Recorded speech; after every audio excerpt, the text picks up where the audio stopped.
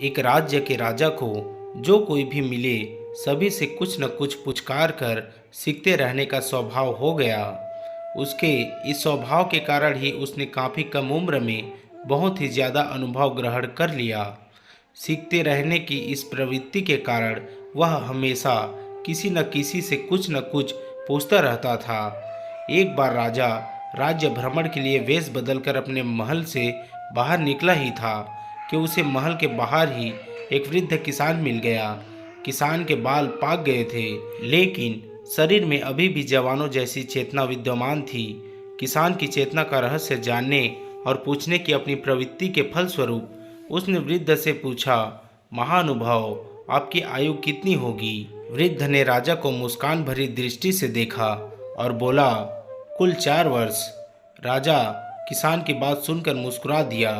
राजा ने सोचा वृद्ध शायद मजाक कर रहा है, इसलिए राजा ने दोबारा किसान से वही सवाल पूछा, लेकिन इस बार भी किसान ने वही जवाब दिया। किसान के जवाब सुन राजा क्रोध से भर गया।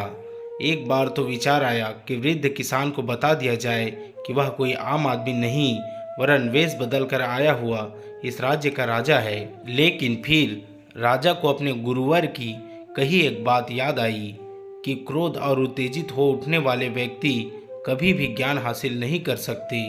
यह सोचकर राजा का क्रोध वहीं शांत हो गया। अब राजा ने नए सिरे से पूछा, पितामह, आपके बाल पक गए हैं, आप लाठी लेकर चल रहे हैं, शरीर में झुर्रियाँ पड़ गई है। मेरा अनुमान है कि आप 80 वर्ष से कम के ना होंगे, लेकिन फिर भी आपकी उम्र महज 4 वर्ष ही बता रहे हैं।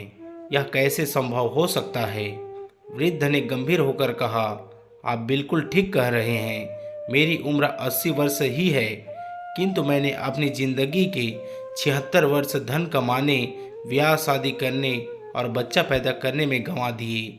ऐसा जीवन तो कोई पशु भी जी सकता है, इसलिए मैं उसे जीवन नहीं मानता हूँ। यह बात मुझे 4 वर्ष पहले समझ आई और मैंने अपना जीवन ईश्वर उपासना, जप तप, करुणा और सेवा में लगा दिया है। इसलिए मैं अपने आप को महज 4 वर्ष का ही मानता हूँ। राजा को वृद्ध की बात समझ में आ गई और वह राजमहल लौटकर सादगी, सेवा और सज्जनता का जीवन जीने लगा। दोस्तों, वीडियो को पूरा तो आप लोग देखते हो, उसके लिए धन्यवाद। मगर सब्सक्राइब नहीं करते हो और ना ही शेयर करते हो, तो प्लीज़ सब्सक्राइब करके वीडियो को शेयर भी कर दीजिए। आपका आभारी रहूँगा। धन्यवाद।